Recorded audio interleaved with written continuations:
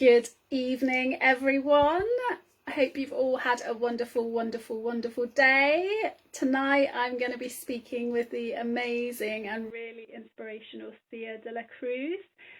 She's someone that's actually can't see you, Oh, but I can obviously hear you. right, let's fix this, shall we? That's all right.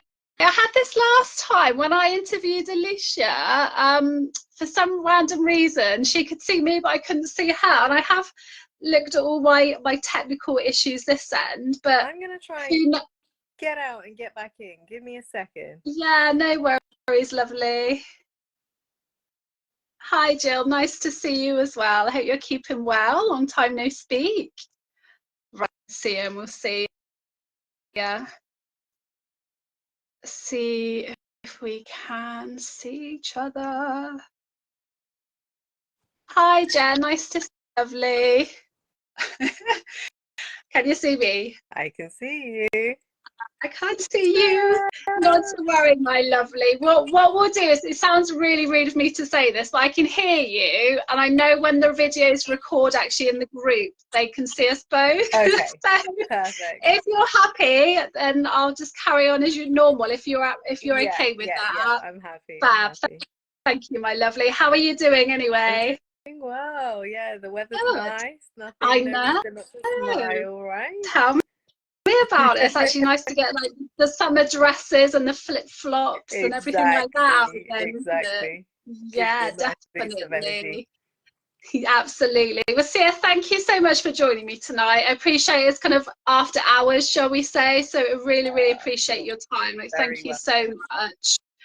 I just sort of did a really brief introduction to yourself and just explained how we know each other, but I will do it again because I know there's a few more people jumped on since I did that. So for those of you watching now, Sia and I've met once, haven't we, Yeah. lovely? And we're co-authors in the book series called Start Over. And Sia and I, as I said, we've met, shared sort of brief details of our stories, but tonight is really open and honest conversation, as you obviously want it to be, Sia, just around your experiences, to try and support the ladies in this group who've left their abusive relationship, and just to see that there is actually light at the end of what can at sometimes feel like a really dark Yeah, tunnel. of course. So, in terms of my experience, my story, I guess the it started off, and I always start off with this just to give some context to the situation.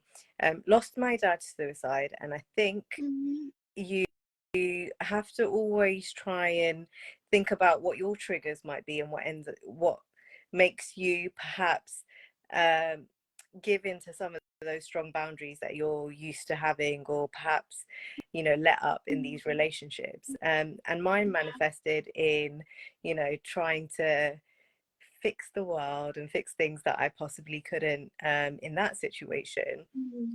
Yeah. And I ended up with I guess in my relationships it manifested into things where I might not have been able to see my own grief at the time. So then looking at someone else and seeing, they might be hurting, they might need help, or they might need healing, I always leaned towards those kind of relationships. Yeah. Now I can obviously recognize that at the time I think I was just going through the motions and thinking, oh, actually, you know what, I've got a smart head on me, I know what I'm doing, I can recognize these, flags and red signs, and I'll be fine. And it ended up in, when I was 25, getting up into a 5-year abusive, physically and emotionally abusive relationship, which was pretty intense. The person, I did manage to get out that. Eventually we can go into more depth in a bit, but then the person became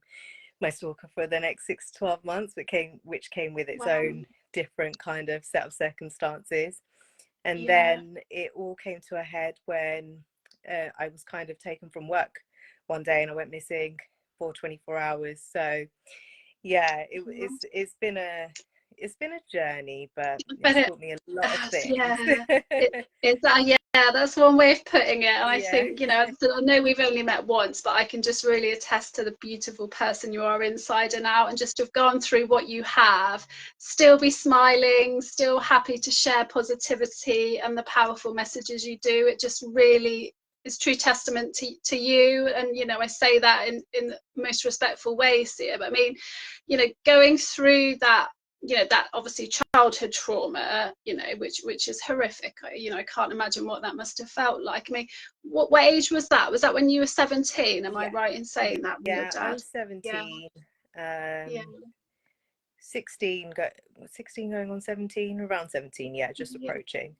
yeah, And that was after um it was after my mum and dad divorced. So, there had been mm, contact there. He remarried. So, and then mm, we got the news that we lost contact for a little while, just because of circumstance and his current circumstances that he was in.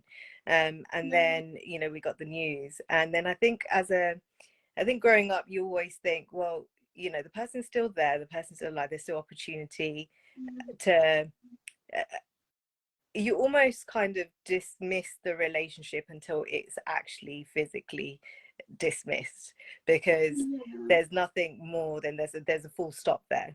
You ignore yeah, it I until there's know. an actual hard stop.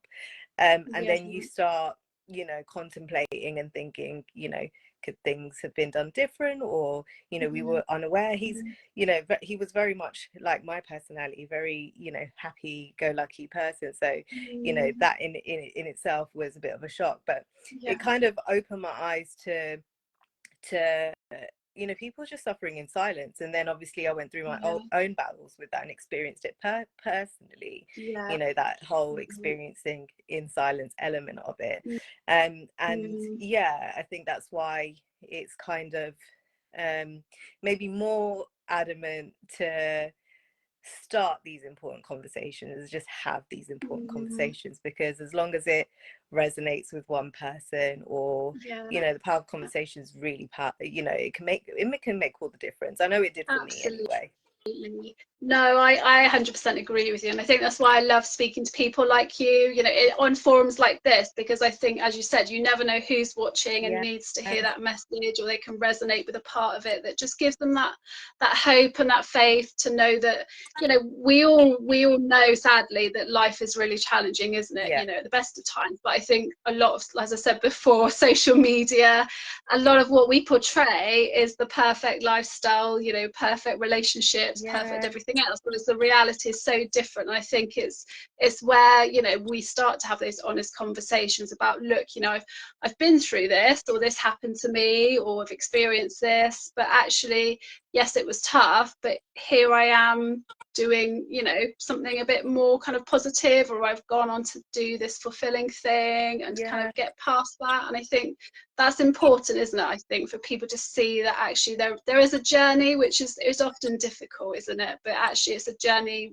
worth kind of keeping on fighting for. Yeah, I think there's so many elements to this in terms of, I remember when I was quite deep in it, I didn't think that there was a way out. I remember, Yeah, searching furiously, like, what can I do? What can I do? And I started searching for forums for people that are going through this, and how have they managed to get out, or just, connecting with their emotion, because trying to validate what I was going through at the time. Is it just me? And yeah, there's so many similarities that I found. And it was a real wake up call, because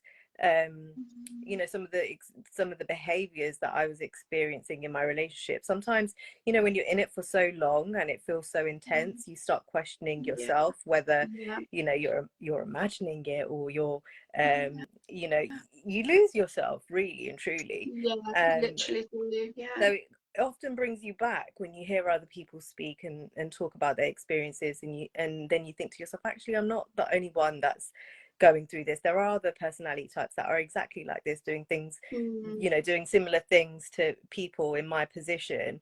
And am I yeah, going to be lost in this cycle, or am I going to try and fight to get out? So it yeah, definitely helped. absolutely, It definitely helped when I was going through it. And I absolutely. think the other thing is that you touched on is, you don't know who's watching. And the more Mm, conversations that we have, I think it's, you can recognize someone might not actually know that they're going through this or falling into the trap of an abusive relationship. So, you know, talking about what that might actually look like, I think is just as Exactly. important as the experiences itself, because then Yeah, you might so catch people at an true. early stage, and they don't have to, they can learn off of your experiences.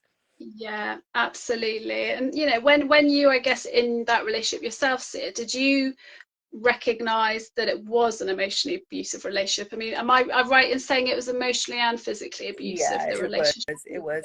So Yeah. I mean, um it was someone that lived locally. They became, you know, a trusted person within the family, just in, you know, over time, gained the trust.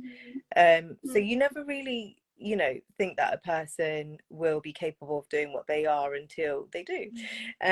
yeah. And after 3 weeks of us actually being or seeing each other, being in a relationship, I saw as many red flags as you can call it to say, actually, I'm out, I'm stepping out of this. Mm, Um, and it's just not that easy when you're when you've got someone that's capable of doing these things to you. So yeah. in Yeah. my situation, it wasn't like, oh, how did you not spot it, or did you not see it? Yeah, I did. I saw that the person was starting to be overprotective, was a little bit jealous. It wasn't really the relationship that I saw as being healthy. I could see certain behaviors that I wasn't too keen on. It was quite overbearing. And Mm, I just said, look, this isn't for me.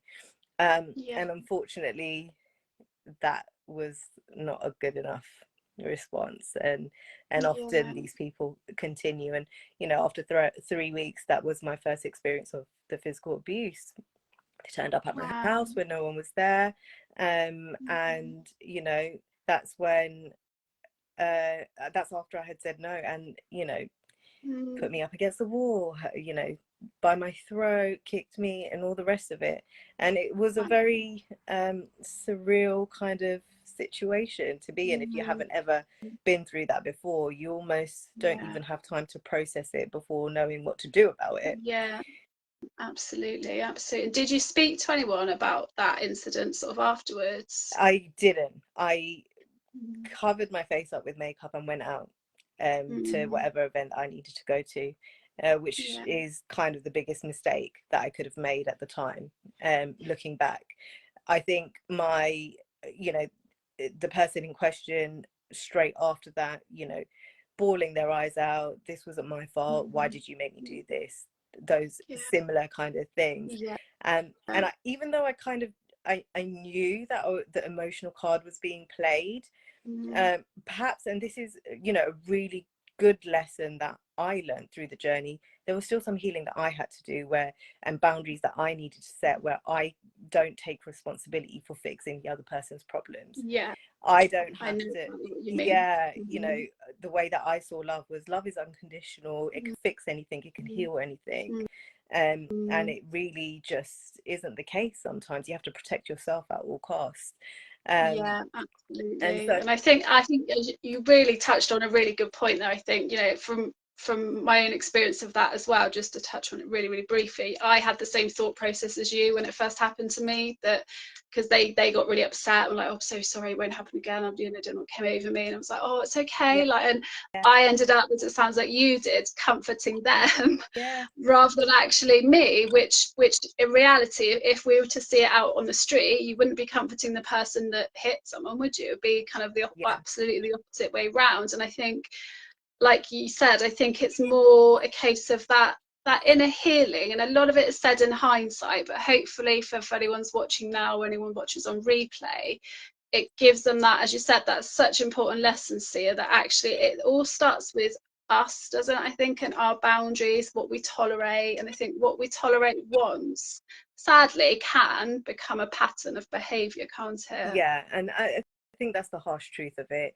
And if I had Mm, to give advice to any of my younger, you know, siblings or mm, cousins or anyone close to me, friends, I mean, I would be so strict with them as to say, no, no chances after the first chance.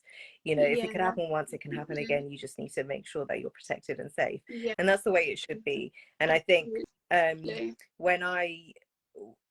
when I kind of think back, I think it, you know, people say this all the time, and I didn't quite understand it until I went through it. You often are drawn to things that are a mirror reflection of yourself. So I can't say that, you know, I would ever do that. But when you think a little bit on a deeper level, a level about it, when I looked at him, saw an inner child hurting. I saw the smaller version of him, and what he might have gone through in his life to what he is now or displaying now.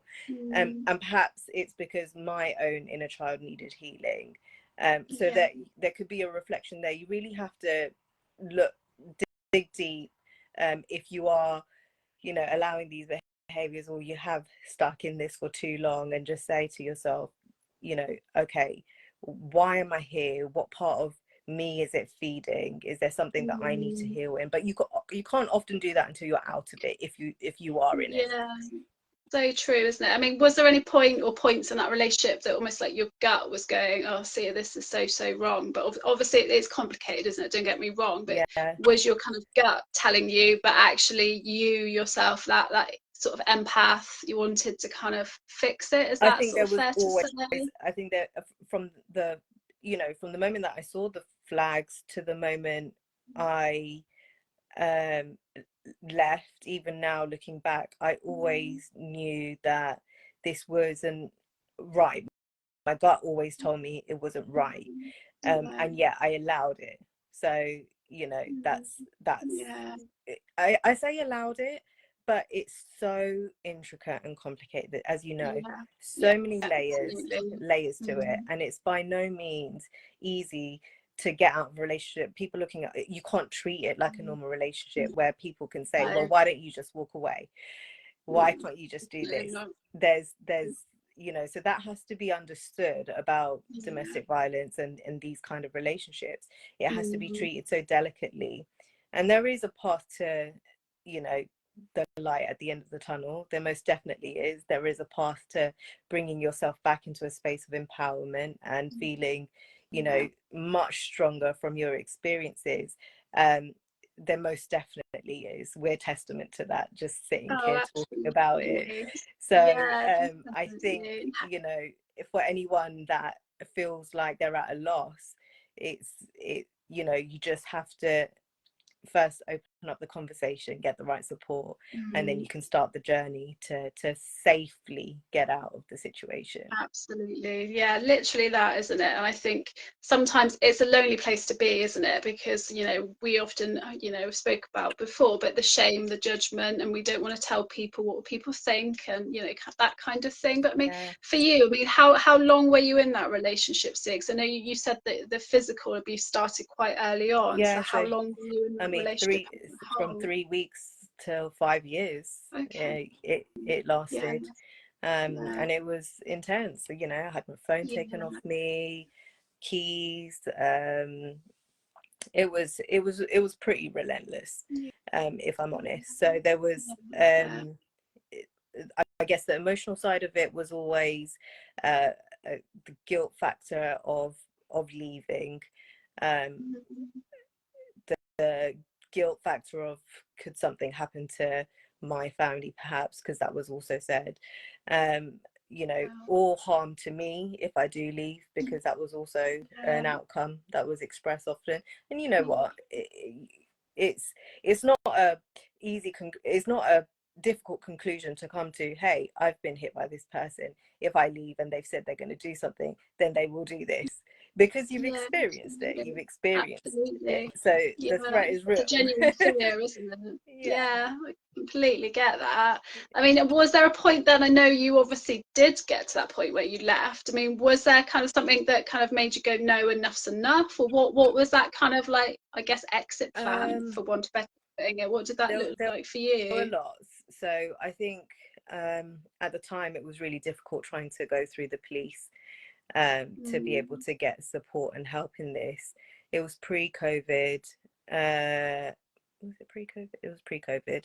And it wasn't as strict as I guess they are now. I think they have sharpened it up a little bit, perhaps probably not as much as they should. But I tried to go to the police eventually when I was getting threats of all sorts, and they had it under threats to kill. What that resulted was them saying that unfortunately we can't do anything, as in hold him in a cell or charge him with anything, because you could potentially be sending these messages to yourself. And then all that resulted in was him getting notified that I had told the police, and then I had to deal with the consequences of that. Yeah. So Was that when you were still together, sorry, or was that when you I had yeah, that was. Wow. And so that was, you know, that's a difficult realization, because I asked, you know, what can be done then to make this stop, and they said unless we catch him in that act, that we can't really do anything. So I really felt unsupported. Cool. And not really having, and I'm sure a lot of people are so fearful of going down that route because of those exact same reasons.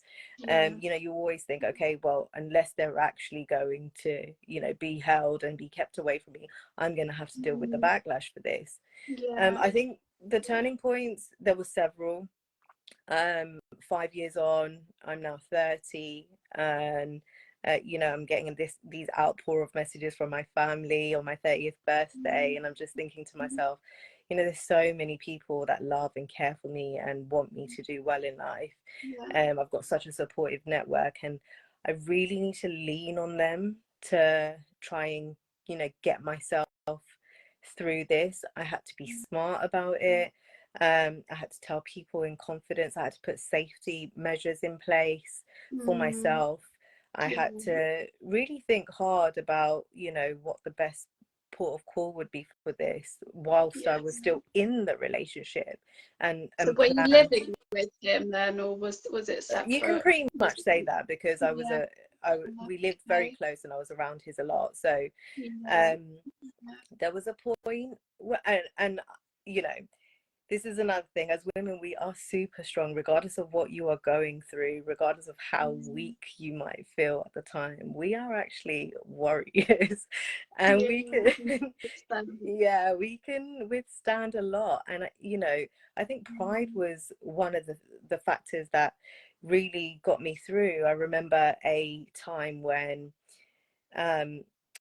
he was being abusive he had a dog, he was being abusive to the dog. I stepped in because I said, you know, that's not right. Pick on someone that can actually speak. Anyway, it got directed at me. And that was with the dog chain to my legs.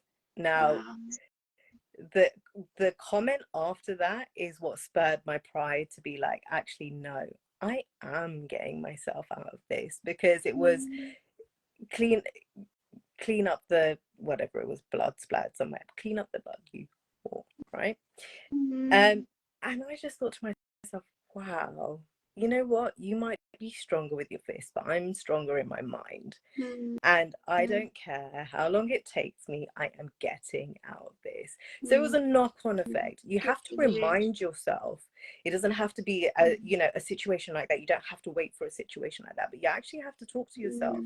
Don't forget, because your thoughts become their thoughts. Your life becomes their life. It's so intertwined. You forget your own narrative, and you really, really, really have to self-empower yourself. You know, that positive self-talk is so important in these situations and at that time to get you out, to pull you through. I think we give our power away to them, don't we? And I can see how it happens, and obviously, like yourself, been there myself to understand that, but our power is given away so much, and our voice, and I think I did a little video the other day actually about this, but kind of their energy, their mood, we take that all on, and that becomes us as well, doesn't it? And I think like, you hit the nail on the head with that, Sia, in terms of we can control our mind, you know. And I know it sounds a bit sort of kind of simplistic, but I think you make a really good point that we can't, sadly, sometimes in those moments control their behavior, but we can. One thing no one can control is literally our mindset and what those thought processes are for ourselves. Exactly. And look, coming out of you know, the end of it, okay, we had the abusive relationship, then it was the stalking that was filled with, you know, just anxiety and just an anxiousness every day that you live with, because you Yeah. just know that that person that has done this to you could be right around the corner, or was right around the corner most of the time, there, Yes. in every day. And then you move past that, and then, you know, for me it came to a head in those 24 hours. Now, Mm, coming out of all of that, you know, it sounds as though I could have lost myself, lost faith in, you know, good people in the world and men in general. And, mm, you know, I actually don't, I know that whatever happened, happened for a reason. It wasn't anything to do with me. It wasn't my fault. mm, I was strong enough to get through it.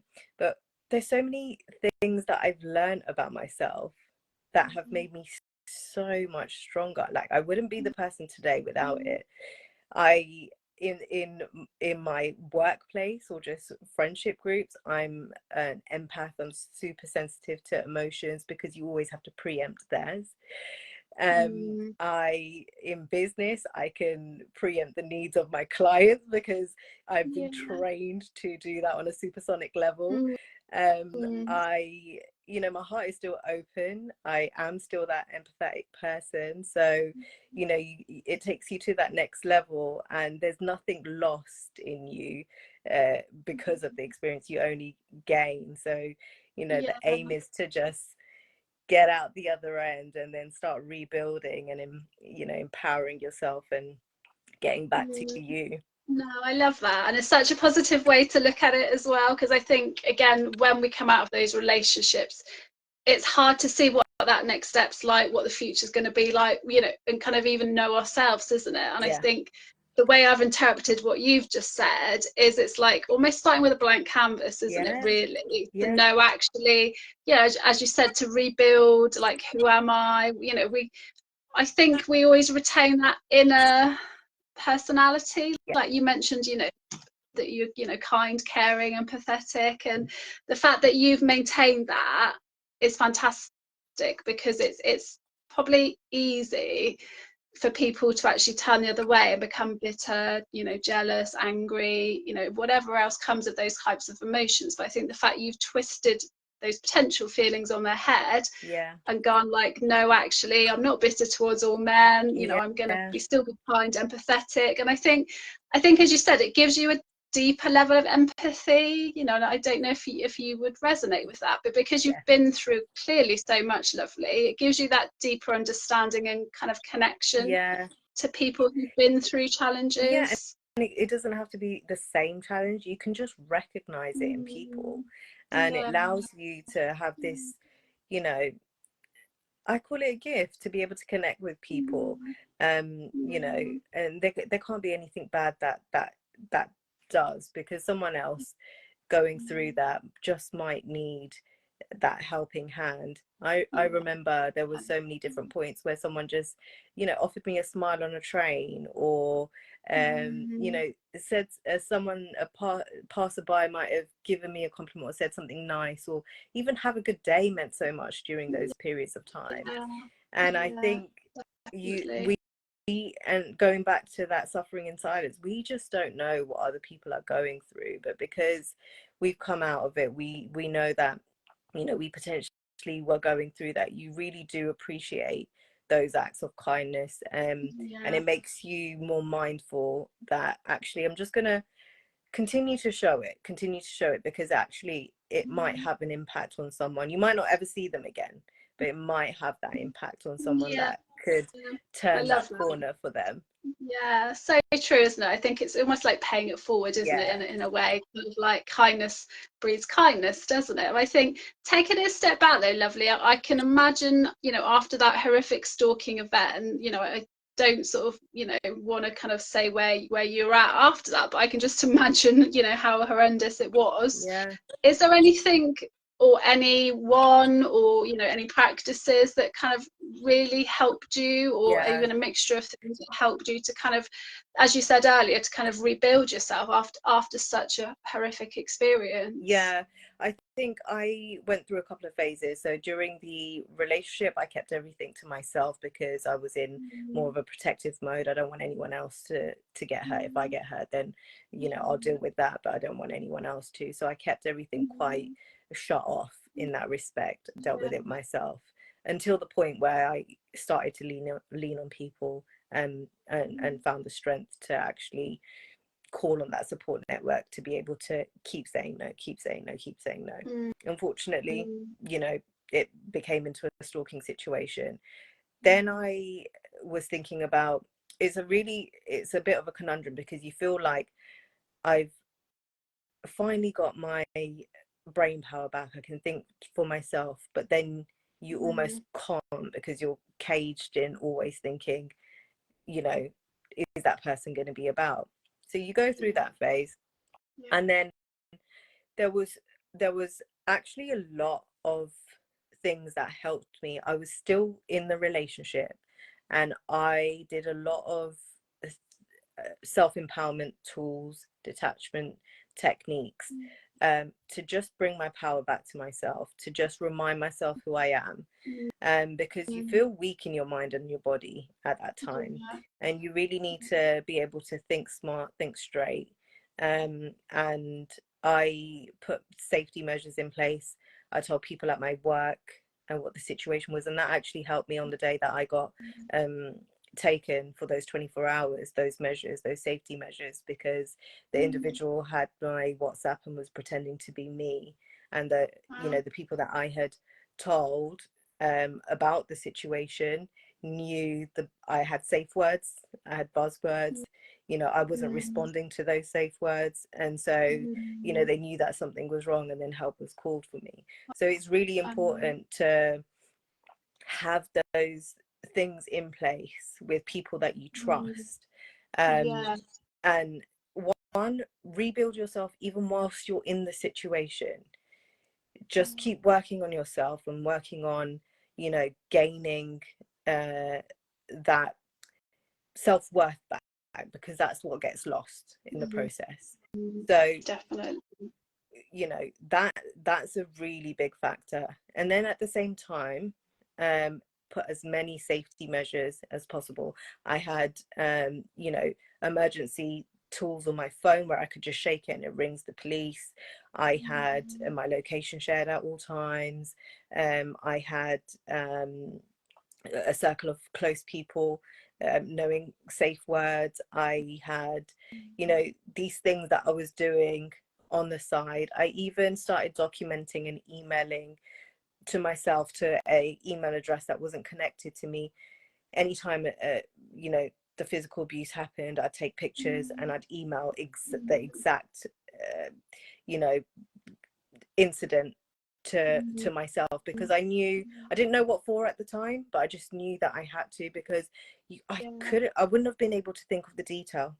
If I was to say it back, I wouldn't have been able to think of the detail.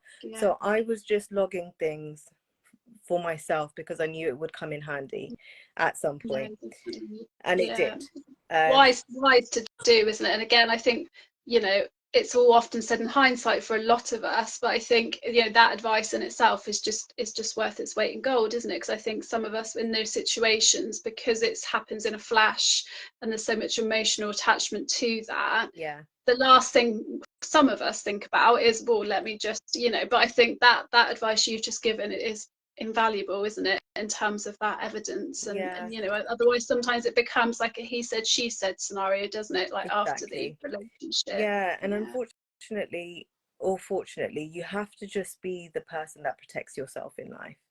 And that's the key. So if you imagine not yourself going through this, and it was younger sister or cousin or even daughter, you have to imagine how you would protect them in that situation, because we often don't protect ourselves with the same power and weight that we would for someone else. We would fight to the death for them, but we don't fight to the death for ourselves often.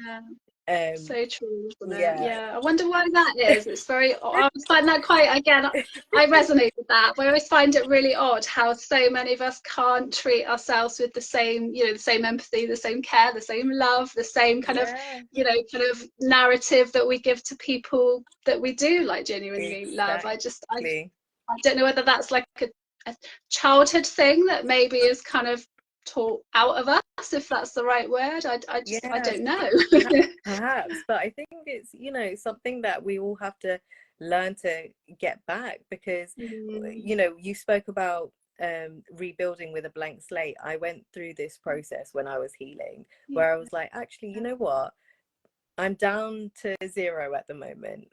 That, you've done the job that you intended to do. I'm broken. I've broken down to zero. But actually, you've created a blank slate. Who do I want to be off of the back of this? I want to protect uh, other women. I want to make sure that I'm a role model for my family and siblings and other women. I can only be a role model if I'm living by it, loving myself in the way that I would love someone else. Yeah, So you really have to definitely. be strict with it, Mm, and just create yourself, reinvent yourself, and it's just so mm. powerful once you do that. Yeah, definitely. Was there a way you kind of did that? Because I think some people, it's just where do they even start? You know, I don't know. Was there kind of things that you can share with people watching today that are kind of like, well, I started with this or I did this that really helped? Is there anything like that that Yeah, you found really there's helpful? so many things. So I express through poetry. So I wrote to gain closure, to sometimes even get emotion out, and that helped in terms of close certain emotional doors for myself. Just, no one Mm, has to hear it. Whatever expressive way, some people find art, some people through music. I think creatively you can really, connect with your emotion if it's difficult to, and that could be one stage. It's just an outlet and a release. In terms of, reinventing and rebuilding, make it into a ceremony, make it into a mm, celebratory thing that you're doing for yourself. Light a mm, candle, write a mm. letter to yourself, like almost like a letter to your younger self, that how much you've Mm. learned now being where you are. Yeah, And love then that. I wrote a list down of all the things that I wanted in my character that I was never going to move. And they weren't long, like 5 points that I knew, actually, I'm going to carry this with me for life. Mm, And it's a process. Burn it into the candle, and after that I was like, yeah, this is me. Absorb it, mm, take it into yourself. This mm, is me. This is how I mm. walk. This is how I will walk with power. Yeah. um and whatever resonates with you, just make it meaningful, Mm, but make it physical, tangible, see it, feel it, so that mm. you remember it. Yeah, no, I love everything you shared just then. It's just a nice way of honouring ourselves, isn't it? After That's such a exactly traumatic it. experience, just to go, no, I'm here, I've survived, and then, you know, start rebuilding from within, Yeah, isn't it? And just recognizing again, I think from what you've just said, just actually we are worthy of that self-care and that self-love as well. yeah, yeah, definitely. Mm, It's never too late to rebuild yourself mm, and to recognize, mm. life's a journey. We're always improving. It doesn't matter at what point of the journey we are. We Yeah, always strive to be better, do better. So, it doesn't absolutely. matter the circumstance. You can always take that at any point. Yeah, definitely, definitely. And Sia, where are you kind of at now, I guess, in terms of, you know, as I've always said within this group, obviously healing is a journey, you know, it's a bit of a roller coaster at times, but Yeah, are you kind of at a point now where, you know, you're confident with who you are, where you are in life after that relationship, or is there still kind of, I know you said, obviously, rightly so, we're all learning and developing every single day, aren't we? But yeah, are you feeling kind of healed from what you've been through, or do yeah. you have I, sort I of feel daily practices you do still? I keep myself in, uh, a, as much as I can, in a mindful state, so in a very present Mm, state, um, just, so that you're able to appreciate what's around you, not think too far into the past, not too far into the future. I still have my goals and the rest of it, and push towards that. But I think emotionally it's good to always be present and know where you're at.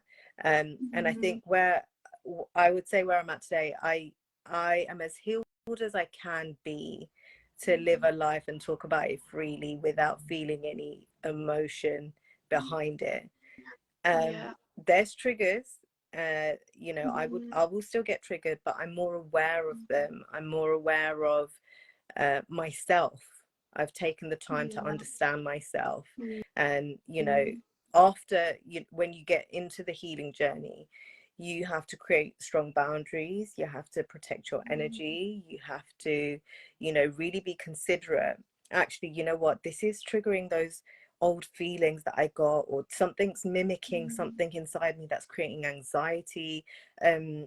Let me nip it, let me not let it get out of control, let me nip it in the bud now, let me take a minute, pause, recognize what's happening in my own body, why it might be happening. Is this an old trigger, new trigger? Appreciate it, respect it, and then kind of say to yourself, okay, I'm safe. I do a lot of self-talk. You know, if I get a spike of anxiety, or I feel like, you know, I'm in a low mood, or I get triggered about something, I take a minute, I pause, I breathe, and I tell myself I'm safe. I'm good, you know, breathe in all of that good energy. So positive self-talk most definitely helps. I love that. And I think, like, from kind of, you know, obviously only meeting you once, if I'm honest, but just listening to what you're saying now, you've done so much self-development and self-work since that relationship, or even maybe it started throughout that relationship, you know, kind of trying to actually rebuild almost within. But I think, from my understanding of what you said, that has that been kind of the crux of that healing for you? It's just almost sitting with yourself, you know, in essence, to rebuild. 100%. It allows you to master your emotions. If you've gone through any type of trauma, whatever it might be, there are going to be triggers constantly around you, because you know, we live through life, there's people around us, situations, circumstances that will affect us in a different way to someone that might not have experienced what we might have, and it could be any type of trauma.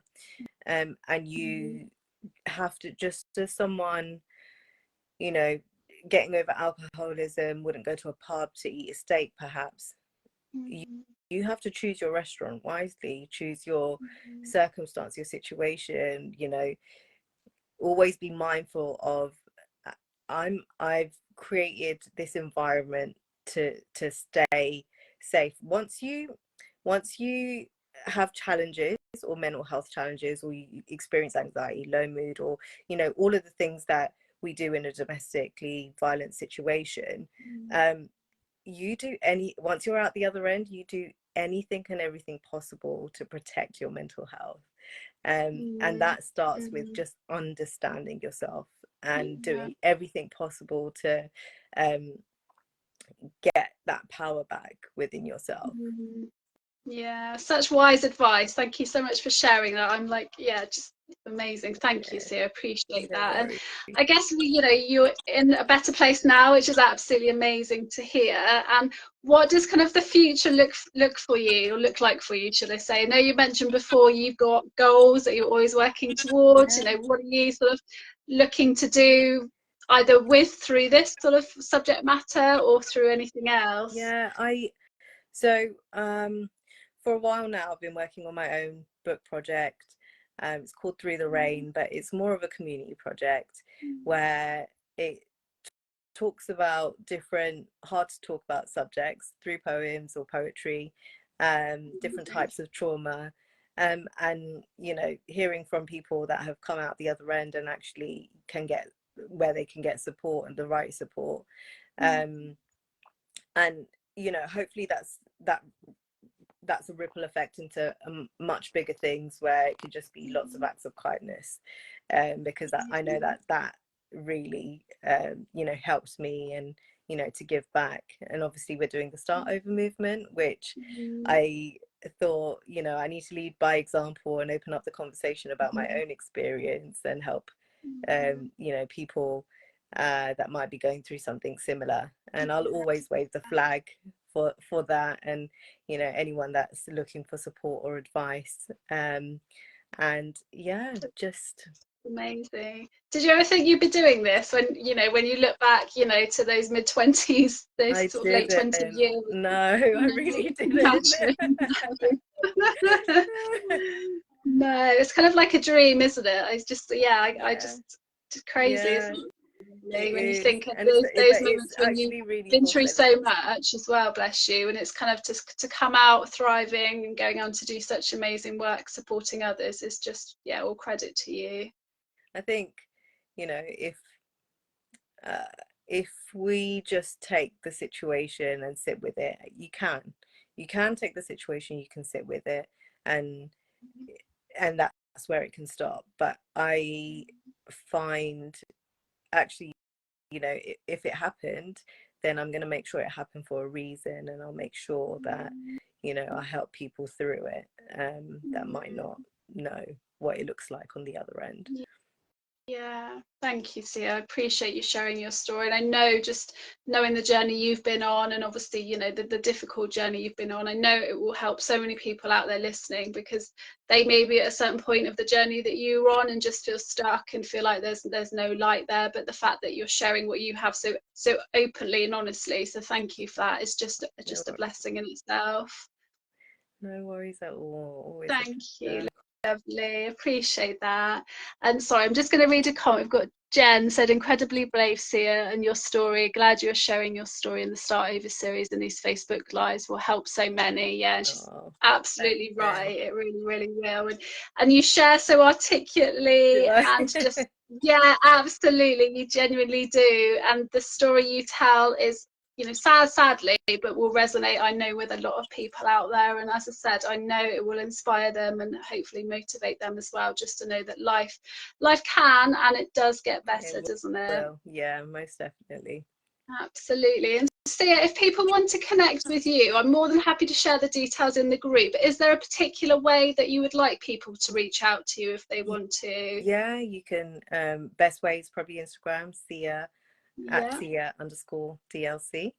no And then, worries. you know, I'm always responsive, I'm always supportive. So anything, you can just privately message me and I'll offer as much as I can. Amazing. Fantastic. You're a superstar, Uh, and thank you so much again for tonight. Really, really appreciate it. It's no worries. lovely talking to you. All And right, you, my lovely. We'll love. catch up soon. Yeah, Thank you. most Take care. definitely. Thank you so much. Bye. Bye. Bye.